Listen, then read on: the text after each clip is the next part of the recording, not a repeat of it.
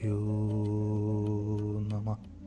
गुरु ने कहा, विधि जो भी हो, ध्यान का अभ्यास करते समय या ध्यान तक पहुंचने के लिए चीज़ों का अभ्यास करते समय यह समझना महत्वपूर्ण है कि पहला कदम दीक्षा लेना है।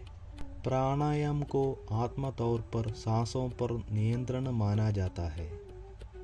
दरअसल यह सच भी है, लेकिन यह पूरी तरह सच नहीं है, क्योंकि योग तकनीक और अभ्यास किसी चीज़ को नियंत्रित करने के लिए नहीं, बल्कि लचीला बनने के लिए किया जाता है। हमें अपने आप को एक बहुत ही स्वतंत्र स्थिति में लाने के लिए इन चीज़ों का अभ्यास करना होगा। इसलिए कभी कभी हमें पहले कुछ कार्य करने होंगे। जब आप इसे इस तरह से देखते हैं तो कभी कभी कुछ पाबंदियां आएगी, और जब साधना पूर्ति हो जाता है तो यह स्वाभाविक रूप से गायब हो जाएगा। वस्तुत प्राणायाम प्राण को सभी विषयों में उतार कर अस्तित्व में लाने की प्रक्रिया है। स्थूल एवं सूक्ष्म कारण शरीरों की व्यवस्था के लिए भी यह आवश्यक है। आध्यात्मिक आत्मा के प्रति साधना के धर्म पर विचार करते हुए एक बात प्राण के विषय पर भी विचार करनी चाहिए।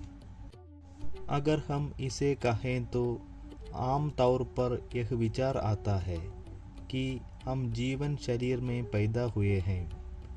उनकी सांसों और सांसों छोड़ने के साथ मन को ऊपर उठाए या सांस को समयोजित करके शरीर को काम में लें। लेकिन ऐसा नहीं है।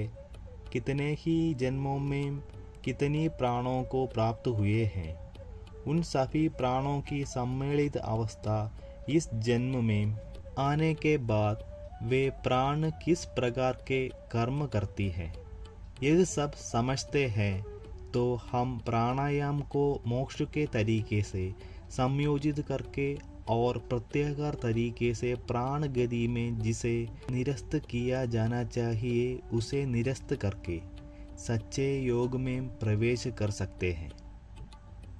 आगे की चर्चा में इस बारे में विस्तार से बताया जाएगा।